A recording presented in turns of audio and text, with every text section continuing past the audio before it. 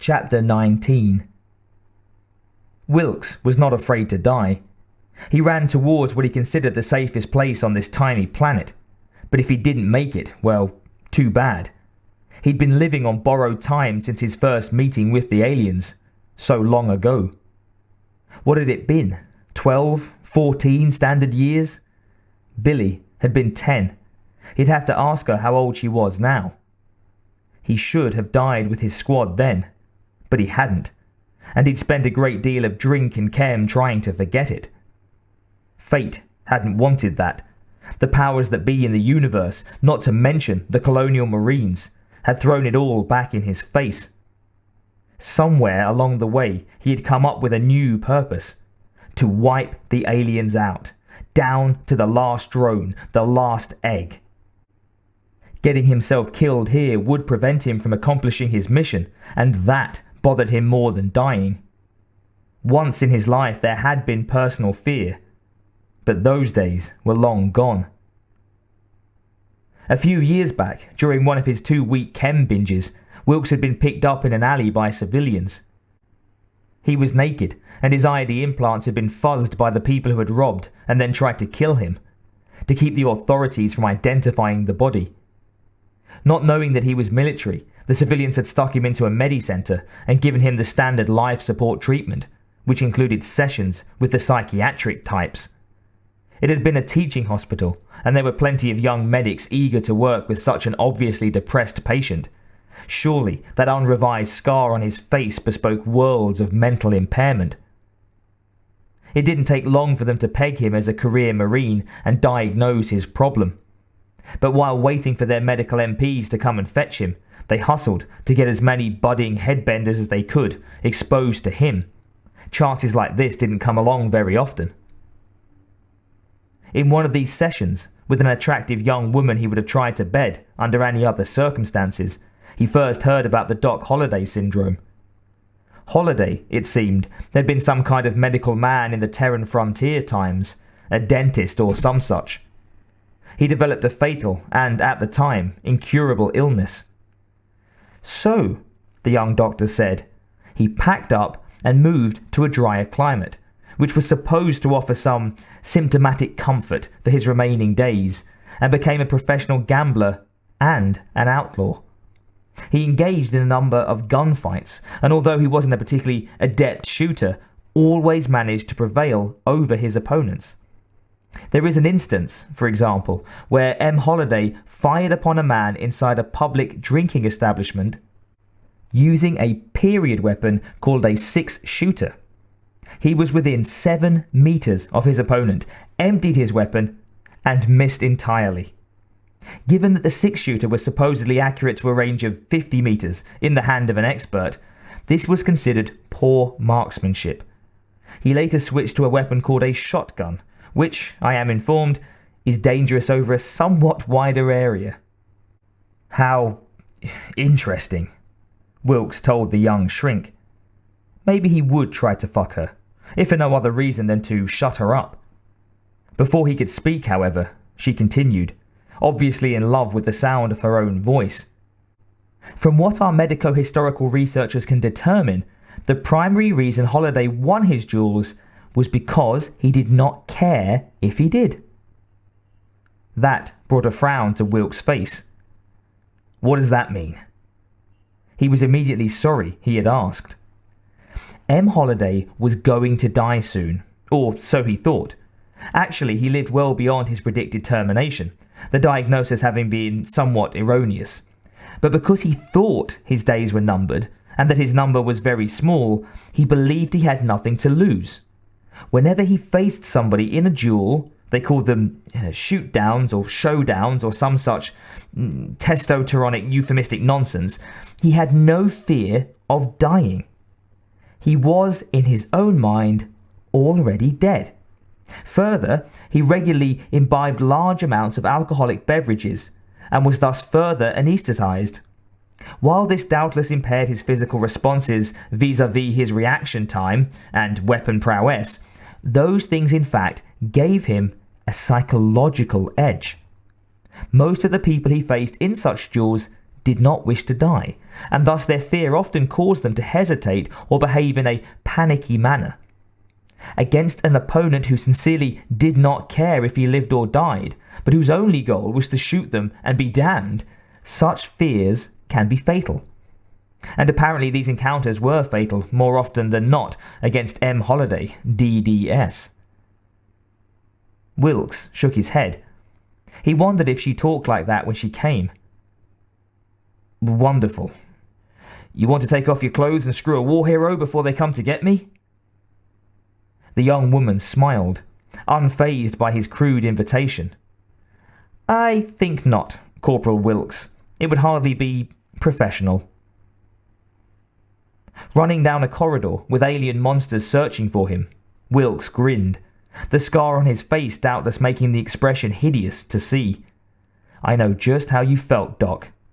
When you live on borrowed time and don't give a dog's dick if you die, it makes things nice and simple.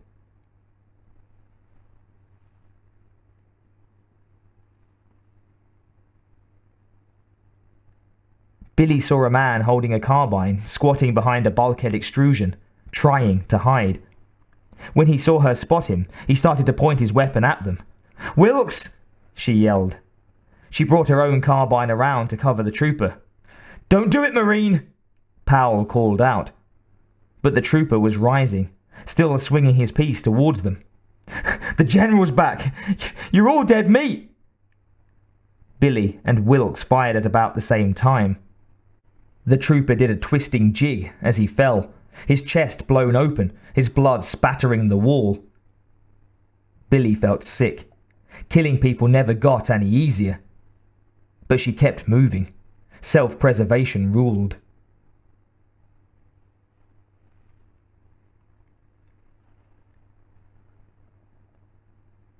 Somebody had killed the lights and the life support in the corridor, but Spears was prepared for that.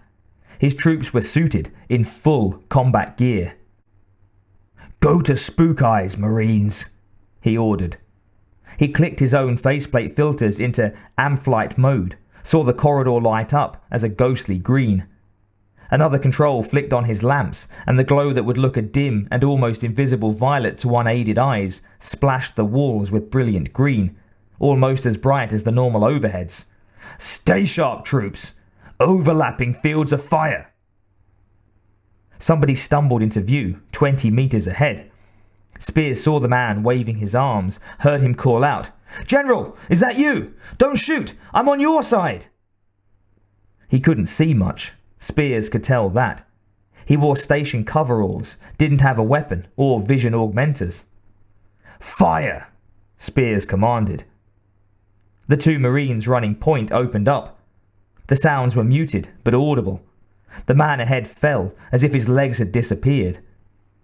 Many inside the station would be his allies, but Spears couldn't take time to worry about loyalties. One enemy with a grenade could cause a lot of damage. Better to clear the halls first, and sort things out later. Abruptly, the gravity shut off. There was no warning, merely a sudden cessation. The running Marines bounded high into the air, slammed into the walls or ceiling, or tumbled along the floor, out of control. Switching from a nearly full G to a tenth or less between steps was not something a man could realistically train for. "Switch on your boots!" Spears yelled. There were magnetic strips under the floors, put there for just such a failure, and the combat boots would allow walking, albeit a much slower pace than in normal gravity. When the confusion settled down, along with the troopers, only one man had been injured too badly to continue. The platoon medic said he'd broken his neck and would need full rehab. "Can he move?" "No, sir. He's paralyzed." "Leave him then. Somebody will come for him later." Something, actually, Spears figured. The man was useless as a soldier now, save as fodder for the new troops. Might as well let them have him. "Sir!" the wounded man cried out. "Please, don't leave me here for those things!"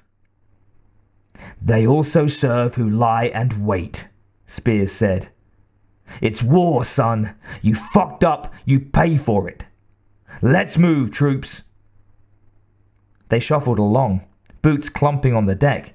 The cries of the injured man stopped when Spears had his unit switch radio freaks to Opchan 3.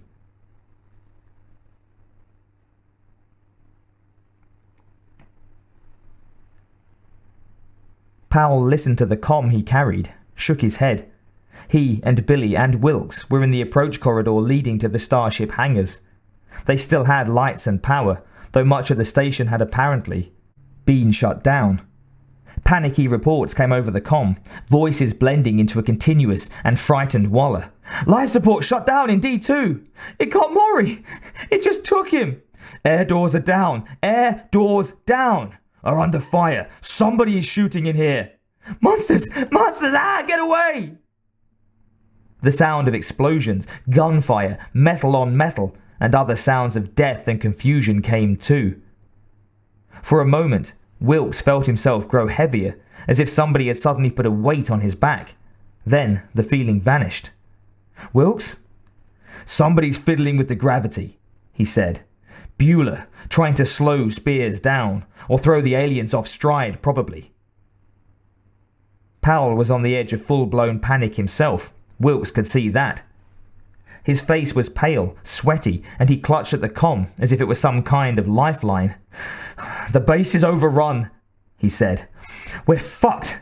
I should have known better than to try Spears. He's a killer. He's a madman. We're all doomed." "Listen," Wilks said, as if talking to a buzzhead recruit or a small child. "Listen. We can get away. We'll take one of the starships." Powell shook his head. "Can't. It takes too long to program a launch. They'll get us. Oh, they'll get us." "We'll run an old program," Wilks said. "Take one of the ships back to where it came from." "Not a good idea. They came from Earth. All of them. We'll fix the goddamn program along the way. Move, Powell." Powell stared at him, nodded. "Okay, you're in charge now, okay?" Poor sucker. He should have gone into another line of work. Powell should be drinking high tea at some university, talking with other professors about modern art or ancient history. Only thing was, without killers like Spears and, like me, there weren't ever going to be such places again. Maybe not anyhow. Ahead of them, a pair of aliens stepped out of the shadows and hissed. Wilks felt himself grinning. "Fuck you," he thought. "Don't you know me? You're messing with Doc Holliday, you stupid bastards." He slid over next to Billy, who saw the aliens. They stood shoulder to shoulder and raised their carbines.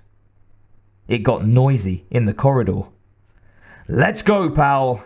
Stay with us." The trio moved towards the hangar entrance.